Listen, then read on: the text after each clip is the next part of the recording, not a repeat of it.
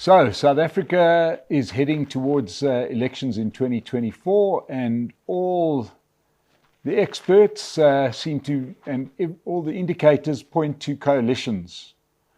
And these have not been overly successful at local government level. We've seen problems in Johannesburg, and in Tshwane, it's almost become open warfare. But the man that's fought the good fight and joining us on the State of the Nation today is the Mayor of Tshwane, and that is Cilliers Brink. Cilliers, welcome back to State of the Nation. Great to be with you. Geez, since we were last together, I've seen you collecting rubbish. I think you're the only fireman. You might be the only metro policeman. You seem to be doing all the work in the city of Tshwane, because that place has been, you've been having a hell of a time, haven't you? Tell us what the dispute was about. So when I was elected, I made it clear that we're going to have to make and carry through some very difficult decisions. And in fact, I specifically said difficult decisions. I kept on repeating that because I foresaw to some extent what was going to happen. The fact is that the capital city is in financial distress, and we need to get out of that. So in June, the City Council adopted a budget which, even after all of the cuts to service providers and so on, is underfunded by at least 3 billion rand. And if you are going to pass a budget like that, the regulations say you have to also adopt a funding plan, which we did. The whole City Council, 155 of the 214 councillors, including the ANC, supported those measures. That also included that funding plan and the budget resolution, an application or a permission for the city manager to apply to the bargaining council for a 0% increases. In other words, to forego the collectively negotiated salary increases for municipal employees. That is going to save the city 600 million rand, and I say save the city, but we don't have that money because your budget is already underfunded by 3 billion. That's the kind of difficult decisions needed to rescue a city that is in financial and institutional distress. And of course, there was always going to be a resistance. But I can tell you now, Mike, that even though the strike got a lot of attention, it's not, in fact, the strike or the stay away that caused the most disruption in the city, but targeted violence against infrastructure, against personnel, against services. We had 9 municipal vehicles either stoned or torched in this very short space of time, and waste collection was particularly badly affected because, every time a waste removal truck is torched, then the contractors for that entire area withdraw their services. And that causes a backlog. And so it was always the violence. At its height, about 30% of the workforce participated in the strike. But it's that sharp end of violence, a challenge to the rule of law. That was really difficult. But at this stage, about 95% of employees are back at work. And, it's important that we carry through, make the difficult decisions, but then carry them through in the face of heavy opposition, powerful opposition. Politically connected trade unions that back-channel to political parties, that make all sorts of threats. But I believe we can do it. But we've also learned many, many lessons of how coalitions are managed, and also how this country can potentially be governed under a coalition government. Look, this is obviously a big deal, because going forward, regardless of the outcome, in South Africa, we are going to see in almost every sphere of government, from local to provincial to national, the coalitions, and a new South Africa is emerging. May not be a nicer South African, but if a new South Africa is emerging. And the key around that is that, everybody has to adjust their behavior when you run out of money. That's the bottom line, isn't it? And, a lot of people have got used to a lot of stuff because you just run up debts that you're never going to pay for. There's no thought given to prudent governance. What you're busy going through is going to be, sadly, people should understand, this is going to be the blueprint to what happens in South Africa after next year. And the reason it's after next year is at the moment, with the ANC having control over so many levers of government, it's quite easy for them to stash stuff away out of view and just call it a deficit and just do some creative accounting. Am I correct? Yeah, Mike, I think the Minister of Finance knows exactly what the situation is, and you'll listen to him and the things that he says, and you can listen to the things that I say, and very much we're talking the same language. We're running out of money, just like the capital city is running out of money through a combination of factors, including salary increases that were effectively granted outside of collective bargaining back in 2019, to the lockdown, major impact on municipal revenues, load shedding, that impact on our electricity business. And in Tshwane in particular, we now have outstanding VAT on an ANC era contract that was hidden from view and that has to be paid now. So all of those factors have combined and they've created a certain reality. And for you to match your income to your expenditure, to match your expenditure to the income that you can realistically collect, for you not to cut services, because this is the choice. You pay the increases or you cut services. You pay the increases or you cut money on infrastructure. If you don't understand that choice, and if the public doesn't understand that choice, then you are going to be prevented from making the crucial changes that are needed. And yes, you're quite right. We're at the end of one-party dominance, first by the National Party, now by the ANC. And a culture starts to develop or has developed in government, first under the NP and obviously under the ANC, that, you know, the bureaucracy is shaped in the image and according to the cultures and the norms and the understandings of the dominant party. And once you start challenging that, you are going to get resistance. We have seen in this country that the one sector where salary increases are almost guaranteed, year after year, above inflation, where lockdown didn't cause job losses, was government. That is not to say that especially municipal employees on the lower rungs aren't struggling. Of course they're struggling. We've got a cost of, living cost crisis in this country. The economy has hardly grown.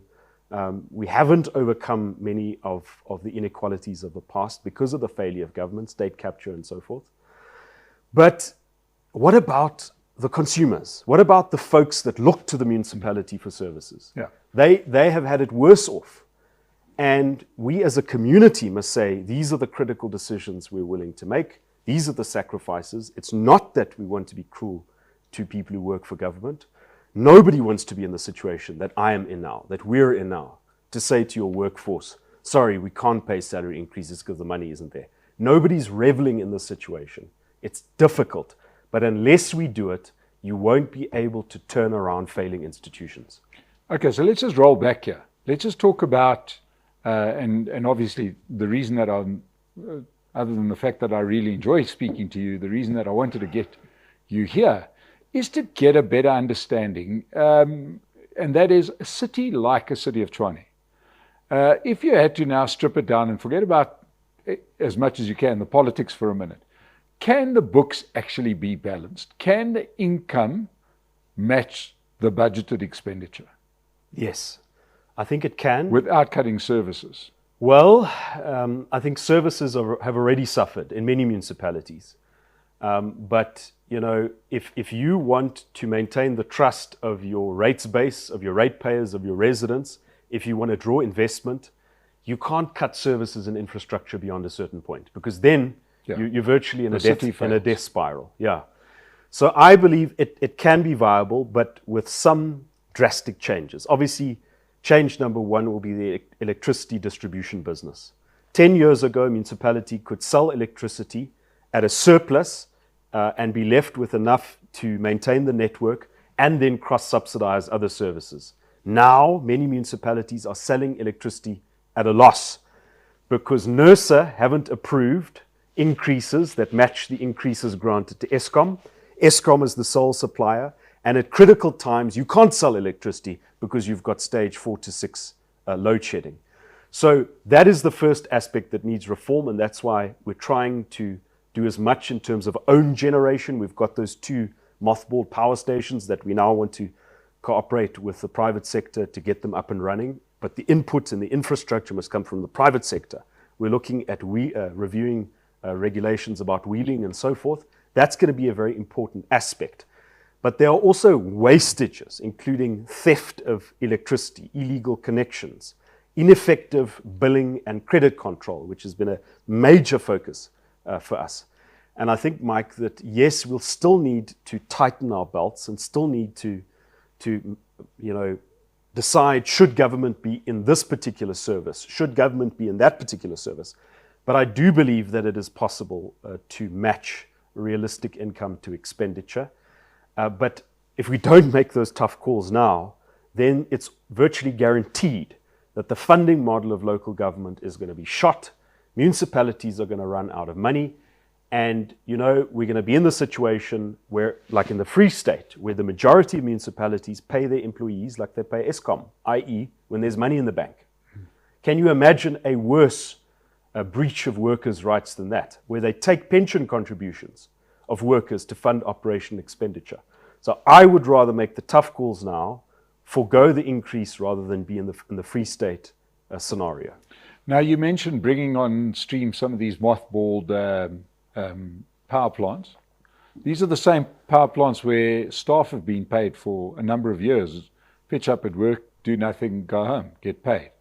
Yeah, so one of the power stations have been sort of maintained in order for it not to deteriorate into disuse. The other power station, unfortunately, because of fire damage there and because of the cost of repairing that, has completely fallen into disuse, and that's Pretoria West. But at Rooiwal, they've had to maintain a certain maintenance staff in order for that place not to fall apart. Now, the critical thing is, what do you do with it? Because you can't just maintain an asset in the middle of an energy crisis and not put it to good use. My predecessor tried to embark on a process where he tried to accept what they call an unsolicited investment proposal. Unfortunately, that fell into some controversy, and now the city has finally embarked upon the process to say, let's use a competitive process to say, these are our leased properties, what can the private sector bring? But you're quite right. The money that has been spent to maintain those things while they don't deliver a service, I wouldn't say that's wasted because you're maintaining an asset, but it's certainly not the best use of public money in the middle of an energy crisis. Yeah, so with this, with some of these problems, you kind of get it from a couple of angles. You've got unhappy workers, unhappy residents of your city, opposition party looking to get something from you, and coalition partners that aren't making your life any easier, are they? Yeah, it's difficult to govern in this country. If anybody was under any illusion that it's going to be easy, that the choices are easy, no. The choices aren't easy. As I mentioned before, the economy has hardly been growing for a decade. We've had the effect of lockdown, one of the hardest in the world. It affected many private businesses, but it also affected municipalities because your consumers can't pay. And Mike, our collection levels are not back yet to where they were before this hard lockdown. It was inflicted on local government like it was inflicted on businesses and households, and there was no compensation for it. So it is incredibly difficult. The one thing that I have been clear about, though, is explaining to the public what this is about. So we could, by default, have said, let's pay the salary increases, despite the fact that we don't have the money, despite the fact that we're in financial distress, and we'll see what happens. But that is short-term thinking. That is not leadership. That is what is happening in the majority of municipalities in this country who can't afford these increases, but they don't apply to the bargaining council. Why? Because they're too afraid of the politicized trade unions. They're too afraid that those unions will trash the streets, they'll burn down the buildings, they'll attack the vehicles, and they'll make it politically untenable. So we've communicated to residents, this is about not just the next month, it's not about a few weeks of waste collection disruption, it is about the next 10 years. It is about value for money that people pay in tariffs and charges. It is a fundamental issue, and I think there's been a lot of understanding in that regard. You mentioned the coalition. Well, Mike, I have to emphasize again, all of the partners, each and every one, supported the budget, supported the funding plan, supported the application to get exemption from the salary increases. Now, it's one thing to support a measure, because it makes sense. It's another to pull through in the face of violent opposition and when there is the temptation to try and score political points at the expense of government, the very government you serve in. But I'm quite confident the numbers don't lie. It's a simple question before the Labour Appeals Court now. Does the city have the money to pay the increases? Anybody who does an objective assessment of the situation will know that there isn't. But I'm quite sure that the coalition will see that, and we continue to engage in the coalition processes to provide everybody with the necessary information to say this is what's in the best interests of the city. So Cilliers, just take us back. This agreement with the workers, who negotiated it and who agreed to it? Was this done at municipal level? Was it done at provincial level, national level? I'm a little bit unclear, and I follow these things about as closely as you can. Sure. Right? So who negotiated these increases, which were signed and sealed by the sounds of things, right? And now, there's been a lot of bad blood because people are saying, well, it was agreed. Agreed by whom? So you don't have a situation where all 280 or how many ever municipalities sit at a negotiating table with representatives of the unions. Municipalities are represented collectively by the SA Local Government Association. And then they negotiate with the two trade unions in local government, IMATU and SAMU, on a 3-year wage deal. That's how it's done. But obviously, not all municipalities have the financial means to pay the increases that have been negotiated at collective bargaining level. In fact, the majority of municipalities can't afford it. And if you go back to as far as 2017, when inflation was something like 5%, say, the increases granted back in 2017 were more than 7%. And that's the same story, 2018, 2019, and so forth. So as part of this deal that is signed, you're quite correct, it's signed, we are represented by the SA Local Government Association, there is a clause that provides for exemption. And the essence of that clause is that if you can show that you do not have the money to grant the salary increases, an objective assessment of the situation, you can be granted an exemption. Mike, to apply for exemption is not a breach of the agreement because the agreement itself has an exemption clause. And it makes complete sense that there is such a clause in place. So that is what the city of Tshwane has invoked. It is an exemption clause, and that has been made clear to trade unions, but also to all of the political parties in council, the 155 councillors that voted for all of this. Now, there's another criticism, Mike, to say, but you didn't talk to the unions. You didn't engage, you didn't warn them that this was coming. Again, I had a discussion yesterday with the city manager.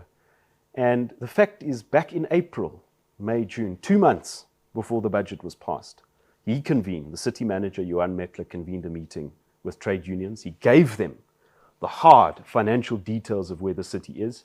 And he said to them, this budget process is likely going to result in a recommendation to council that we forego salary increases. It's not to punish you, it's not to provoke a war, but as a courtesy, that information was shared. And so even that claim that this was sprung on the workforce and the unions is not at all the truth. Now, SALGA, the Local Government Association, that's very much a home for deployed ANC cadres, isn't it? Well, I think there are some very good people who work there. I wouldn't write off the whole of SALGA. I think there is probably a problem with how these deals are negotiated. But in this instance, I don't want to point the finger at SALGA.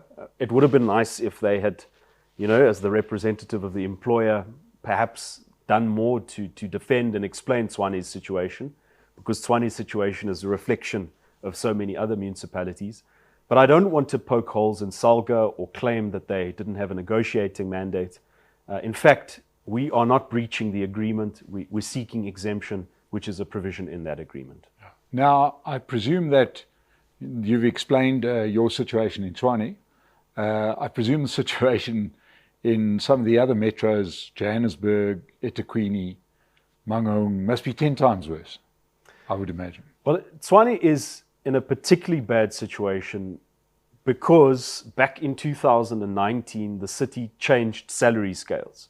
It moved from, this doesn't mean much to anybody, including myself, but technically it moved from a system called Patterson to a system called Task. It was a benchmarking exercise. It was poorly conceived, poorly executed. And unfortunately, the effect of that outside of the collective agreement process was that most employees in Tshwane received a salary increase of between 12 and 18%. Now, it's very important to make the point that what happened back then happened a lot under, or to a great extent, under the pressure of trade union action. Also, unprotected strike, violence, intimidation. So that's what's contributed to the particularly bad situation in Tshwane, and why it's so very important for us not to replicate those mistakes. Who made that mistake? Well, it was the city administration, the leadership of the city. Which was the DA Well, mayor. the coalition, certainly it had a DA mayor. I can't walk away from that. But you know what? I'm quite determined not to make the same mistakes. So that was one of the issues. I've mentioned some of the other factors that have had an effect on the city and that are less unique, that are happening in most cities.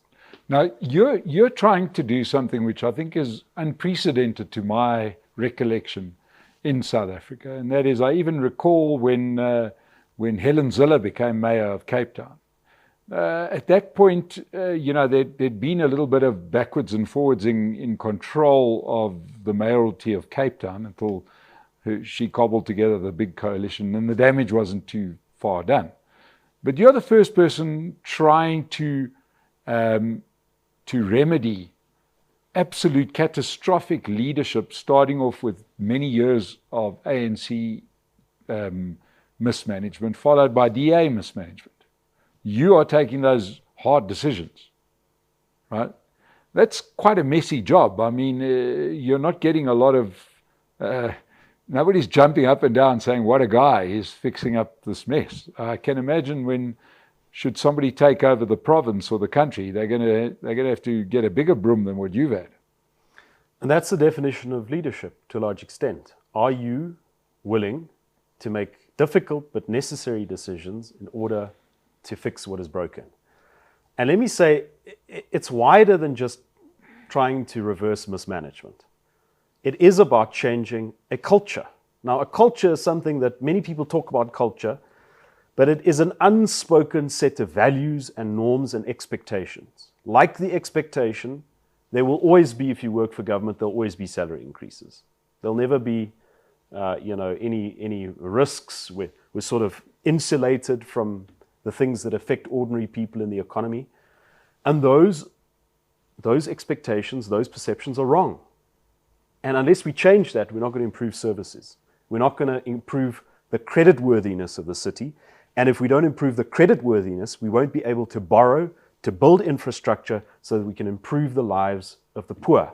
Projects such as Rooiwal, the upgrade of that atrocious wastewater treatment plant, that depends on whether we can show the market, national government, other interested parties, that we spend our money on objective things on the outside. We don't just spend our money on our own operational needs. We don't just, if there's a windfall, we don't just pay salary increases. We make a strategic choice. We exist for the benefit of the folks on the outside, but especially the poor, who depend on the cross-subsidization of services. So, yeah, it's difficult, but Mike, I can tell you it's certainly not that I am without support. I must tell you that within my own coalition and the mayoral committee, there are some stars who absolutely understand what is at stake, as well as councillors who can explain to their communities, and even leaders within the unions and the workforce. Okay, so let's talk about accountability here. You are subject to the MFMA, if I'm not mistaken, right? That's correct. The Municipal Financial Management Act, which is sort of is the rule book for how municipal officials should behave when dealing with the money. Yes. Now, we probably couldn't have got here without somebody. I mean, we can say a whole lot of mistakes were made. That sounds quite polite. But I'm pretty sure in there must have been some activities that were illegal. Mm. Have you unearthed any of these, and is anybody going to be held to account? Absolutely. So this change of salary scales, the benchmarking exercise that was conducted, there are disciplinary steps, but also criminal case made against the officials involved in that particular instance. What about your predecessor? My predecessor? Like the mayors that stood there and watched this happen. So the DA, there has to be. I mean, there has to be political accountability, Sure. and part of political accountability is that you say the mayor should probably have stopped it back in 2019, and you know what?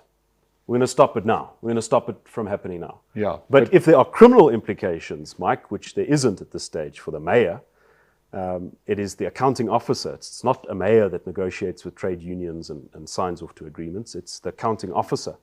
And very often information is hidden from the mayor.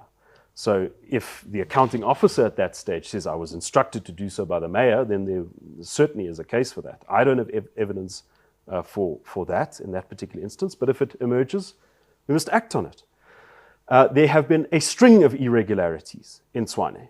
Mention has been made to 10 billion rand of irregular expenditure in the past decade. And I have mentioned this before. We've had 5 mayors in the past decade, 5 mayors, 3 city managers, 2 CFOs. I don't know how many MMCs for finance, but there's only been 1 head of supply chain. Now, to me, that shows that the culture that I mentioned in Tshwane was one where the officialdom, the bureaucracy, made very consequential decisions, and then the politicians take the fall. Which is right, the politicians must take the fall, but you must also get a handle on the bureaucracy. If you don't do that, then you can't govern. I believe that the management changes we've made in Tshwane, new city manager, also now we filled all of the vacancies at the top positions. That will give us our best chance of a change in culture, but there also has to be accountability along with all of the other lessons we've learned. Because the onus is on you. All the eyes is on the city of Tshwane. All the criticism has been going your way, right? Especially sort of some of the independent media houses that love the government so much. The city of Tshwane, what's going on? 10 billion, all you keep on hearing is 10 billion in irregular expenditure. And when is somebody going to be held to account? That, when are we going to start seeing names and addresses of people that were actually responsible for this mess? So the names and addresses are there. They're in forensic reports. They've been submitted to the police. You know that the Special Investigative Unit is now in Tshwane to look into the Rooiwal tender, that tender that was awarded to a company connected to Edwin Sodi. So those things are there. But unfortunately, Mike, what we find is that national law enforcement and the prosecutions are slow in the coming. Yes. To give you one example, the city got footage from a private party showing the deputy regional chairperson of SAMU dropping off a group of people who then proceed to torture a waste removal truck. They get into the car and they go off. That car is registered to the deputy regional chairperson of SAMU, very clearly on the footage. That footage was handed over to the South African police. We didn't see any arrests. We haven't seen any progress in that matter. The city has now been forced to act against that official. He's been dismissed, and we've made it public. But there are certain things which a municipality and its metro police can't do. The function of Tshwane Metro Police is bylaw enforcement, traffic control, and preventative policing. We can't tap phones and listen to conversations and perform all of those elements of crime intelligence. It's also very important that we can't do arrests and prosecutions on behalf of national law enforcement. That we can't do. So the information is there. The disciplinary processes are certainly ongoing. One that is currently underway is with that Rooiwal tender. And there are officials who've already been removed from their positions pending these outcomes. But it will depend on effective prosecution at the end of the day. So then explain to me how, when the BRICS summit was looming, Alan Winde down in the Western Cape said that Vladimir Putin was going to get arrested if he went to the Western Cape. By whom? So Alan Winde Yes. stands on top of decades of compound success in government. Right. It started with Helen Zille back in 2016, who made the difficult calls, who held together a coalition. And now you've got something in the Western Cape called the LEAP program, the officers basically that work for the province and the city of Cape Town, trying to fill the void left by the South African police. So that gives the leader of an effective government, like Alan Winde, the opportunity to push the agenda, to say, if national government can't, we will. In Tshwane, unfortunately, we don't have that yet. We don't have that yet. For the first 5 years of our coalition, we didn't have a majority in the municipal council, as I believe I explained before. And so the development of where the Western Cape and Cape Town is compared to the north of the country, we're not quite there yet. But of course, we want to be in a situation where we develop that capability, so we can say to national government, if you don't want to do it, we can. Unfortunately, Tshwane is not there yet. Okay, so you're a good person to have a discussion about the future of where South Africa goes to. Because in a way, you are busy doing something that, if the polls are to be believed, is going to be a job on a number of levels, right? We understand it's a general election, therefore up for grabs are provinces and national. And if all the polls are to be believed, we've got every chance that the ANC goes below 50% on a national level and potentially loses in its control of Gauteng and KZN, which means that suddenly you could have a new leadership either in KZN, in Gauteng, and perhaps even nationally. Who knows? Things could be shaken up, right? How difficult is it going to be in those particular areas, should the polls be correct and coalition governments come along that say, we want to do better, right? Do we do that wonderful South African thing and just have an amnesty on all the bad that's gone on before? Or must somebody go out there and demand accountability? You can't have an amnesty. Geez, we seem to have an amnesty for everything. You can't have an amnesty because that erodes the principle of the rule of law, and it signals that another amnesty will be available. An amnesty might include individuals who will then proceed to continue to participate in the system, to continue to have tenders, to continue to be officials. So no, you can't have an amnesty in the rule of law.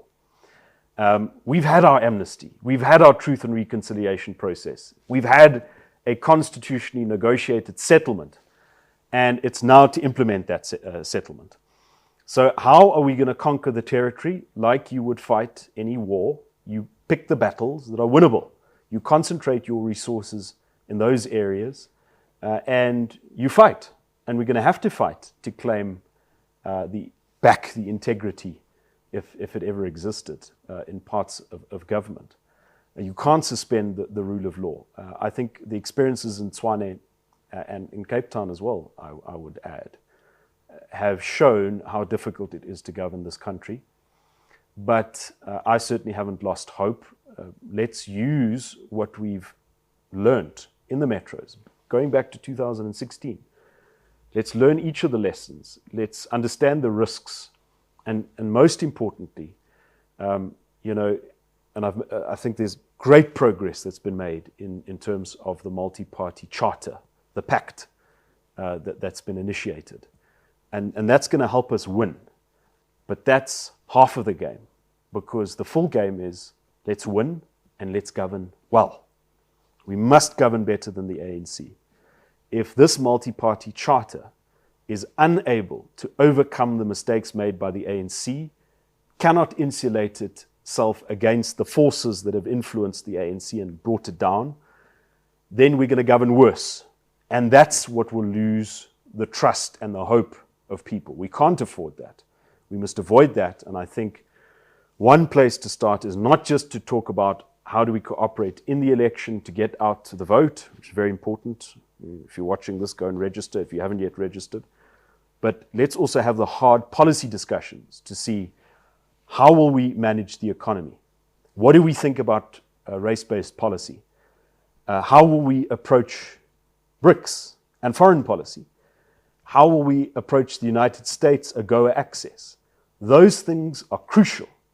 And if we haven't got a measure of certainty and unity on those issues, we might end up winning the election and then not being able to govern the country effectively. And that's the worst of all outcomes. Yeah. Now, certainly, from where I sit, it feels to me that South Africa is heading to a new era. There's a whole lot of things that have changed from 1994. There's been dramatic technological changes. There's been a dramatic change of South Africa's place in the world. There's been a change in the world order of things. But yet the leadership in the two major parties seems to be stuck in almost 1990 style rhetoric, if not 1980 style rhetoric. You represent what seems to be a forward-thinking, modern way of running a city, along with some of your colleagues within the DA. You've got Chris Pappas doing a hell of a job, admittedly in a small municipality, but doing a hell of a job. Jordan Hill-Lewis seems to be doing a fine job in Cape Town. Does it feel to you that national politics is out of step with your experiences in local government politics? No, I don't think so. I think that it's a hell of a job to be the leader of the opposition. There are very few opportunities to get the shine, to get the accolades. You've got to make difficult decisions. You've got to be the guy that points out, or the woman that points out where things have gone wrong. And that, I can cut ribbons and I can announce new initiatives and so forth. A leader of the opposition doesn't have that. He has to amass the forces needed for victory and plan for victory. If it was not for the leadership of John Steenhuisen, including the work that Helen Zille has done, I would not be in my position. Chris Pappas wouldn't be in his position. Jordan Hill-Lewis might be in his position because the Western Cape is a DA, a very strong DA area. But the changes that John Steenhuisen has made in the DA, the leadership he has exercised, has made it possible for a new generation. There isn't two DAs. One DA in the cities performing well. What you see in the cities, the difficult decisions being made, the progress being made, is what you will hopefully see in national government. There isn't two DAs. And I would disagree that our rhetoric can be compared to that of the ANC. We've always been, as the DA, in the future business, as Tony Leon calls it. We've been pragmatic, but also principled. We're not tied to the ideologies of the past. And I think that if it wasn't for that new thinking, we wouldn't be able to achieve the things that we've done, especially in the Western Cape and in other places where we go. Of course, we also made mistakes. Coalition governments in the north of the country aren't DA governments. It's more difficult to govern in a coalition, especially when you've taken over from the ANC, who've had a near monopoly of power to shape the institutions into its own image. So it's more difficult. But I am optimistic, even in the midst of my own problems. I am optimistic. I think this country's got incredible leaders with the creativity and the talent and the determination to make the tough calls and to carry us through. Cilliers Brink, good luck with your fight. It's been tough and it's going to continue to be tough. I can imagine the stress on you must have been enormous, but... I've lost some hair. That's what I realized. I've lost some hair. Geez, well then I must have been the mayor of a very big city if that's the case. But Cilliers, thank you for taking time out to come and join us. To everybody that joined us, as Cilliers said earlier, very important that we register to vote. Voting is going to be critical. I have said it many times just how critical 2024 is.